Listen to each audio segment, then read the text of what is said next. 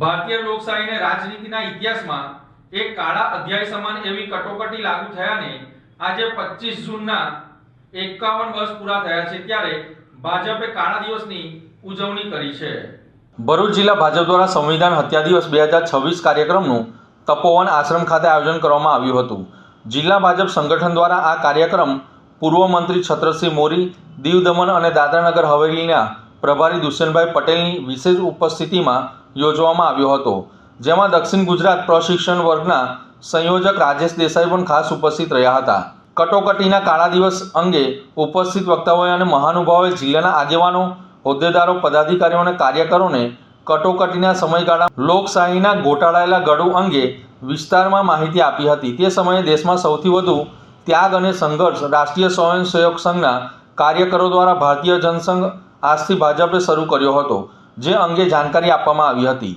જિલ્લા ભાજપ પ્રમુખ પ્રકાશ મોદી, મહામંત્રી જિગ્નેશ મિસ્ત્રી, પરેશ પટેલ અને નરેન્દ્રસિંહ પરમાર દ્વારા આયોજિત સમગ્ર કાર્યક્રમને સફળતાપૂર્વક પાર પાડવામાં આવ્યો હતો।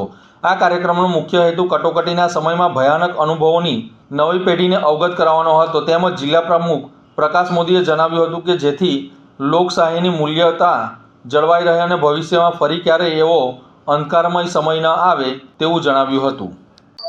25 જૂન એટલે સંવિધાન હત્યા દિવસ। 25 જૂન 1975 રોજ એ વખતના વડાપ્રધાન ઇન્દિરા ગાંધીએ આ દેશ ઉપર કટોકટી લાડી અને ભારતીય જનસંઘના અનેક આગેવાનોને કારાવાસમાં ધકેલ્યા હતા। એમાં શ્રદ્ધેય અટલ બિહારી વાજપેયીજી, ડોક્ટર મુરલી મનોહર જોશી, લાલકૃષ્ણ અડવાણીજી, જ્યોર્જ ફર્નાન્ડીસજી અને બીજા સેંકડો લોકોને કારાવાસમાં ધકેલ્યા।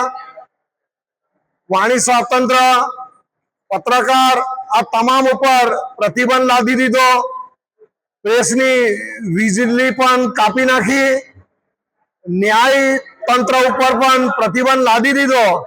એ રીતના અનેક પ્રતિબંધો તે વખતે લાદ્યા હતા અને એ રીતે આ કાળા કાયદા તરીકે એની પ્રજાએ ઘોષણા કરી હતી। સતત 21 માસ સુધી આ કટોકટી કાળ રહ્યો। પ્રજાએ અનેક યાતનાઓ સહન કરી અને અંતે પ્રજાએ જે ચૂંટણી માંગી અને 1977માં ચૂંટણી થઈ। 12 જૂન 1975 રોજ અલ્હાબાદ હાઈકોર્ટે એ વખતના વડાપ્રધાન શ્રીમતી ઇન્દિરા ગાંધી કે જેઓએ 1971માં જે ચૂંટણી લડ્યા હતા એ ગેરકાયદેસર અને સરકારી મશીનરીનો ઉપયોગ કરીને લડ્યા હતા, એના લઈને કારણે સરકારે એમની ચૂંટણી ગેરકાયદેસર ઘોષિત કરવાના હુકમ પછી એમને આ કટોકટી લાદી હતી અને પ્રજા એ યાતના સહન કરી હતી।